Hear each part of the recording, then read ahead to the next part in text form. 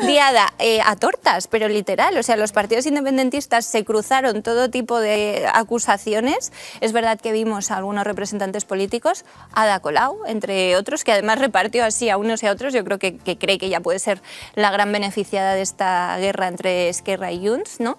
Pero es que llegamos a ver como en directo a una periodista de Televisión Española se la agredía, que oye, sarna con gusto no pica, porque luego ya decía en redes sociales que no hay que criminalizar a todo el movimiento por la paliza que le dieron solo a ella, porque en realidad es un movimiento muy pacífico, que yo digo, bueno, pues nada, si ya lo dice ella, ya no vamos a decir nada a los demás, ¿no? Pero es verdad que hay una guerra total, es verdad que el presidente de la Generalidad no está atravesando su mejor momento, yo creo que porque estamos abocados por el caso Borràs a elecciones muy pronto, ¿no? Y que ya lo están escenificando de alguna manera. Sí, además, el hecho de Borràs, María, tenemos que tener en cuenta que Borràs ya es una política procesada, que de hecho se negó a dimitir, cosa que llama mucho la atención, ¿no? Que ya no estás imputada en una causa judicial, sino que un juez ha decidido que, tras una larga investigación, que has cometido presuntamente una serie de delitos y que por ello se te va a juzgar por estos delitos. Creo que ahora, más que nunca, hay un ambiente muy... yo creo muy problemático, muy guerrero, muy encrispado dentro del independentismo, porque igual que vemos o lo podemos trasladar a nivel nacional en la extrema izquierda, también lo vemos en el independentismo, que cada uno ha ido mirando sus intereses por permanecer en el poder, y eso ha hecho que se vaya deteriorando y entre ellos pues haya mayor diversidad. Yo creo que el independentismo se empieza a caer del guindo, ¿no? Se ha dado cuenta, como decía Juaristi, de que nuestros padres mintieron, que les han mentido, les han vendido un cuento, una pantomima, y ante ese desencanto pues caben dos tipos de reacciones. Una es la desmovilización, que hay un gran sector del independentismo que se ha visto muy desmovilizado en esta diada, que no ha tenido el éxito de convocatoria que tenía en años anteriores, y la otra posible reacción es la reacción violenta, ¿no? La reacción cainita, del enfrentamiento incluso en los distintos sectores del independentismo y demás. Yo creo que estamos ya ante los últimos coletazos, por suerte, ante los últimos coletazos del movimiento nacionalista catalán, y se da, paradójicamente, en un momento en el que son más relevantes que nunca en el panorama político nacional. Claro, ¿no? Nunca habíamos tenido un presidente que les rindiese tanta... Claro, que les rindiera pleitesía, bueno, cuyas políticas de Estado estén determinadas por el chantaje de turno. Los presupuestos generales del Estado, cualquier tipo de ley que quiera ser aprobada por el Congreso, está determinada desde el primer momento por el chantaje de turno de los separatistas catalanes. Les mintieron sus padres. Que han conseguido una gran cantidad de parabienes a lo largo de la legislatura. También los vascos, la transferencia de prisiones, por ejemplo. Claro, pero el que quieren los independentistas, que es la independencia, no lo van a conseguir. Les mintieron sus padres, pero les siguen mintiendo. Luego y les miente Sánchez, porque Sánchez también promete el oro y el moro,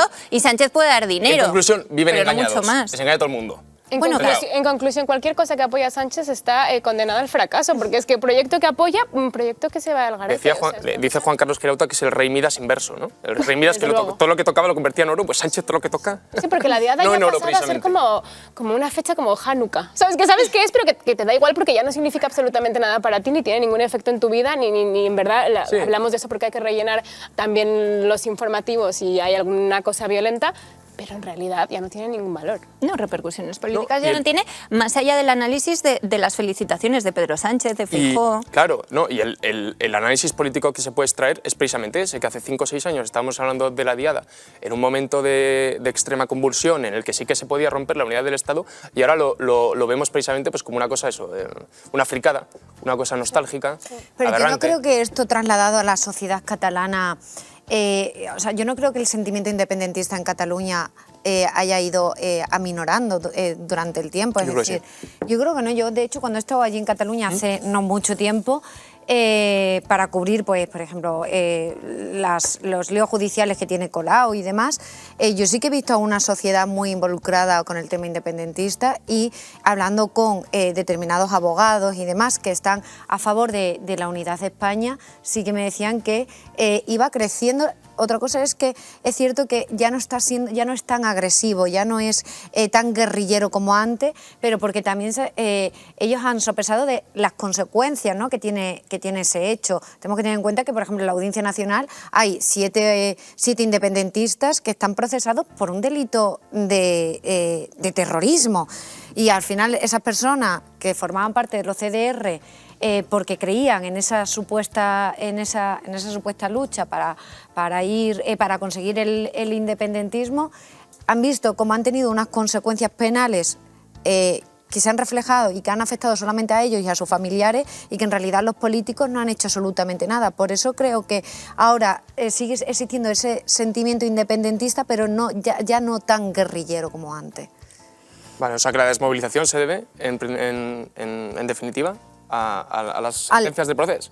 Yo no creo que sea la sentencia del proceso como tal, sino porque han visto que al final las consecuencias son individuales, no son de manera colectiva como es la lucha. Es decir, yo puedo luchar porque defiendo algo, pero si luego esa lucha a mí me conlleva un proceso judicial y estar X años en la cárcel, dejaré de luchar. ¿Y no crees que se sienten engañados los propios nacionalistas, los militantes de base y demás, que no se sienten engañados por sus dirigentes? Yo creo que no. Hombre, yo creo que hay algo de las dos cosas, ¿no? Porque ayer veíamos también cómo, yo creo que cuando la justicia española le gritaron botifle. Pero cuando la justicia española ha actuado con contundencia contra los golpistas, contra los sediciosos, bueno, con contundencia. Con mayor o menor contundencia contra los golpistas, hemos visto cómo se azuzaban las calles, lejos de apaciguarse al movimiento nacionalista y demás. Porque buscaban justo el indulto que luego lo han tenido, buscaban justo que se revocase la sentencia. Hombre, todavía hay lucha violenta. Vimos imágenes de los de Arran, que son esas juventudes de la CUP. Que es en el fondo una lucha, por ejemplo, que se lleva viviendo y que se lleva dirimiendo durante mucho tiempo en el País Vasco, entre los distintos sectores de la extrema izquierda abertzale, las juventudes de Sortu, hay luego unas juventudes más revolucionarias que sí que son de extrema izquierda, pero más con un pozo más marxista y demás, luego están los nacionalistas vascos tradicionales, ¿no?, que militan en PNV, es decir, el nacionalismo vasco lleva mucho tiempo especialmente fragmentado, y esta tesitura es la que se está viendo ahora mismo en el independentismo catalán. Es cuestión de tiempo, o sea, los movimientos nacionalistas, violentos, identitarios, que es, por una parte es lo que sucede siempre en la extrema izquierda, son cainitas de por sí, por naturaleza.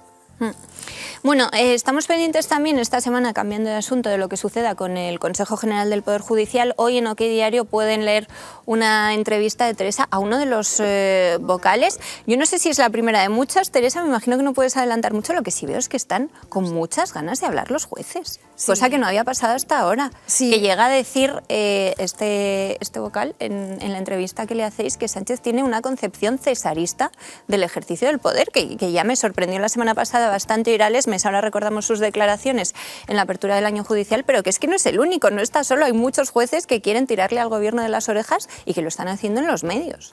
Sí, es que de hecho, bueno, este es un vocal del Consejo General del Poder Judicial, José María Macías, es del bloque conservador, uno de esos vocales que se ha opuesto justo al nombramiento de los jueces del Tribunal Supremo, y es cierto que hay una opinión generalizada en los jueces.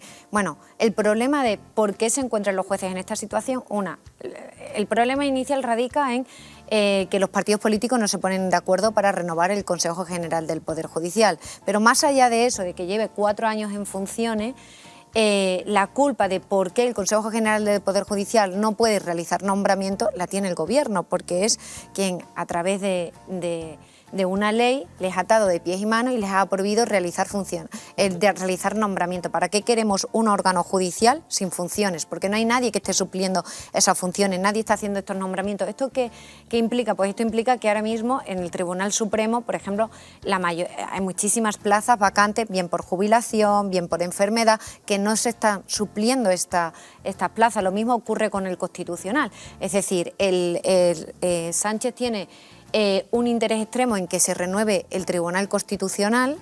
De hecho, llegó incluso a decir que ellos iban a renovar, que el Gobierno iba a renovar a los 2 miembros que le corresponde al Gobierno, pero luego se percató de que el Tribunal Constitucional, el Tribunal de Garantías, solamente, según indica la Constitución, se puede renovar por tercio. Por lo tanto, el nombramiento solamente se puede hacer cuando ya estén los 4 miembros nombrados, si no, no podrían tomar posesión de su cargo. Por eso decidió a este Consejo General del Poder Judicial, al que le impide hacer nombramientos, habilitarlo solamente para hacer estos 2 nombramientos que a Sánchez le interesa mucho, ¿no? En cambio, y esto es muy significativo y que yo creo que en la prensa se ha hablado bastante poco, hay uno de los jueces del Tribunal Constitucional que era conservador, que se ha jubilado, esa plaza ha quedado vacante, le corresponde nombrarlo al Senado y el presidente del Senado no convoca para poder nombrar para poder suplir esa vacante, ¿no? que ha quedado libre y que le corresponde al bloque conservador. ¿Por qué? Porque